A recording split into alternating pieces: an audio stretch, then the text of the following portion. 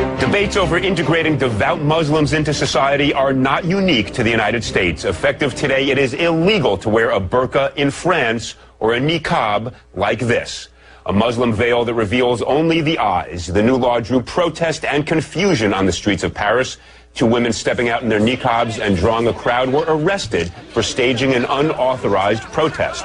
The French government has called the veils, and I quote, a new form of enslavement, end quote, not acceptable on its soil. Many Muslims are enraged, but not all. I'm joined by Hiba Ahmed, a writer for the blog Muslim Matters, who's against the ban. She's in Albuquerque. And Mona El-Tahawi, a columnist on Arab and Muslim issues, who wants to see the ban extended everywhere. She's joining me from Washington. Welcome to you both. Let me begin, if I might, by quoting President Sarkozy of France in his justification for the law. It's kind of a remarkable statement. He says, and I quote, this is the President of France, "The burqa is not a religious symbol. It's a sign of enslavement, of debaseness. I want to say this solemnly. The burqa will not be welcome on the territory of the French Republic. We cannot accept in our country women imprisoned behind a mask, deprived of all social life, of their identity." So, Mona, let me start with you. You want to extend this ban across the world. Do you agree with President Sarkozy that merely because somebody wants to dress like this, they choose to dress like this, they shouldn't be permitted to do so? You know, Elliot, I detest Nicolas Sarkozy. I consider him right-wing and racist, but I also detest the niqab and I detest the face veil. And I say this as a Muslim woman. I think it represents an ideology that does not believe in Muslim women's rights to do anything but choose to cover her face.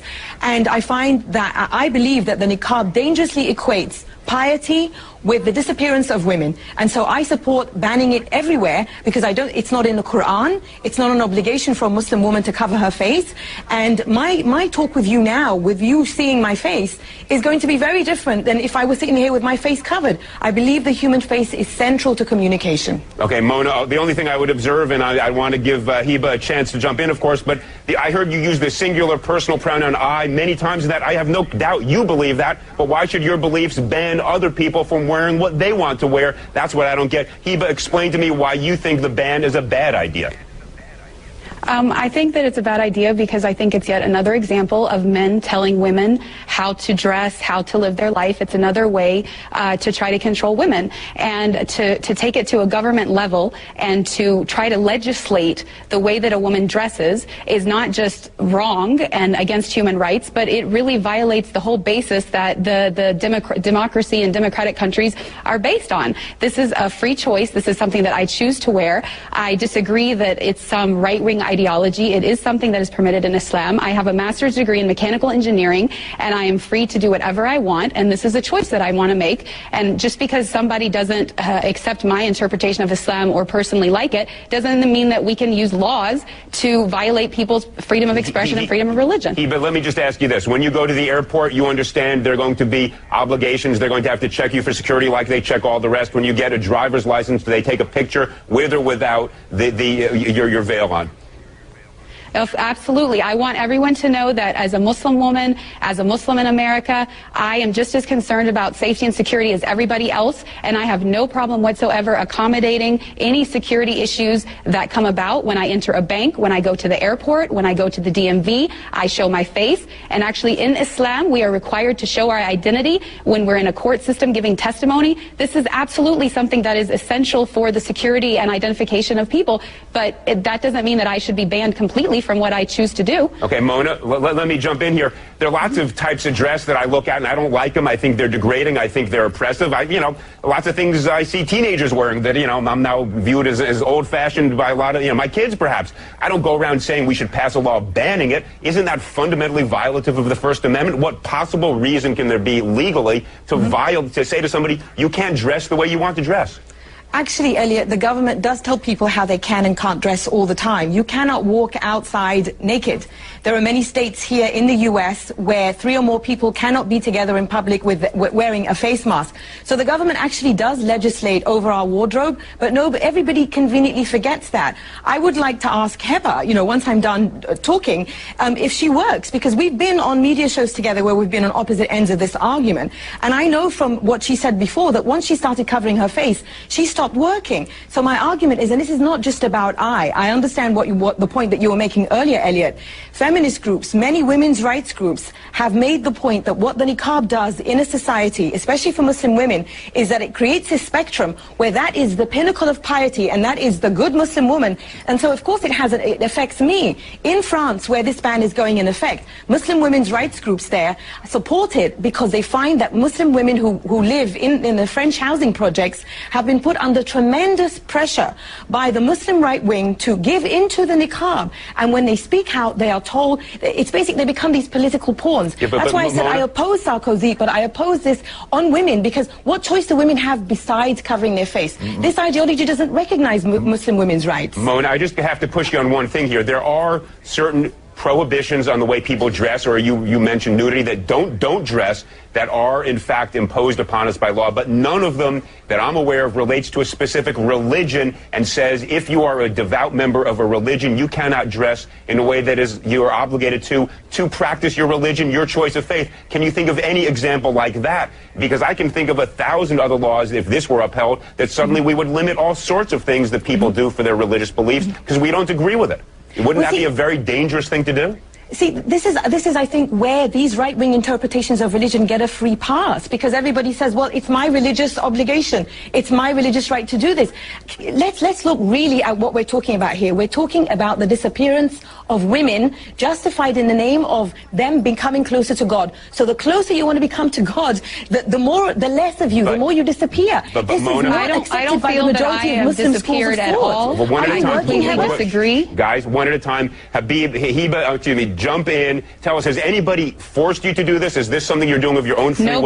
Nobody has forced me to do this, and I really have to disagree with the statistics that Mona is trying to put forth, because studies have shown that there are only 2,000 women in France that wear the niqab. The majority of them are converts who converted to Islam and are voluntarily choosing to do it. This is my choice. Nobody can force me to take it off. I would not take it off even if you paid me to do it. And the fact of the matter is that I have never met a single Muslim woman in all of my travels around the world that is being forced to wear it. I understand Mona does not like it and does not want to wear it personally, but she keeps talking about her own feelings about it, and she wants to use the law to support it. If she wants a diversity in Islamic belief, then she has to accept my version just like she wants me to accept hers. Mona, let me ask you this question. Do you have any evidence to support your statement that women are forced to wear this? And let me ask you this. If women are being forced to do something they don't want to do, there is recourse other than banning this entire mode of dress that is chosen, as we just heard from Hiba, by people who do choose to wear it of their own free will. Well, you know, I lived in Saudi Arabia. Hiba says that she's traveled the world and she's never met a woman who's been forced to wear it. I lived in Saudi Arabia where millions of women are forced to cover their face. But now that the argument will be, well, that's in Saudi Arabia, not in France. What choice does a woman have when she's told she will burn in hell if she doesn't cover every inch of her body? What kind of a choice is that? So of course these women who convert to this ideology, I've never heard anybody say that. The women who convert to this ideology, who are then told that this is how to be a good Muslim woman, to be close to God, to avoid hellfire, is there really a choice in that? And I believe when you have a law like this, you know, I told you, I detest Sarkozy. I consider him racist, but I will not sacrifice Muslim women's rights in order to uphold the Muslim right wing, which I believe is misogynist. With a law like that, a woman can tell her husband or any male relative who is forcing her to dress like this, the law says I don't have to dress like this. Mona, let's not deal with Saudi Arabia. Different customs, different laws. We have a First Amendment. No, I was talking about France. I was talking about France. Wait, hold on one second. In the United States, we have a First Amendment that gives people the right to practice religion as they wish. Do you not think that a law that in the United States that would ban this form of dress would violate the First Amendment permission to practice religion as each individual sees fit? Well, this comes back to religion again. Everything is allowed just because someone says it's their religious belief. You know what Mona, you're going to jump in. Hold on 1 second. It's banned or permitted until there is some compelling state interest on the other side, but it's got to be an overwhelming interest. What is the overwhelming interest that would justify us in banning a type of dress that people choose as a result of their religion? Well, all the reasons I just gave you, but I will repeat. I believe that this is genuinely harmful to Muslim women because it creates this pinnacle of piety in which a Muslim woman is told, this is the closest you can get to God, and she's disappeared. I'm no longer here. You don't even know who I am. The face is central to communication. And not just that, it objectifies women. The pinnacle of objectification. Look, I agree with much of what you're saying, but not as the matter of law. Hiba, you know, you get the last word. You haven't gotten a fair time on this one. Give it best 15 seconds you've got. Thank you. Basically, I want people to know that when I choose to cover this way, it's because I am fighting against a systematic oppression against women in which women's bodies are being sexualized and objectified. This is a different perspective and a different form of empowerment in which I think when I'm in public, my sexuality is in my control, and people have to deal with my brain and who I really am and not judge me by my body. And if we want to really talk about the oppressive situation of women, let's talk about all of the eating disorders, all of the plastic surgery, all of the unhealthy diets that are being done, all in the name of having the perfect body. To me, this is liberating and this is empowering. Mona keeps saying, I believe, I believe, I believe. Well, we don't make laws based on what Mona believes or what anybody believes. All right, guys, it's based on whether or not... This is clearly not an issue we're going to resolve in the next 10 seconds. I want to thank you both, Hiba Ahmed and Mona Eltahawy. Clearly a passionate and important debate.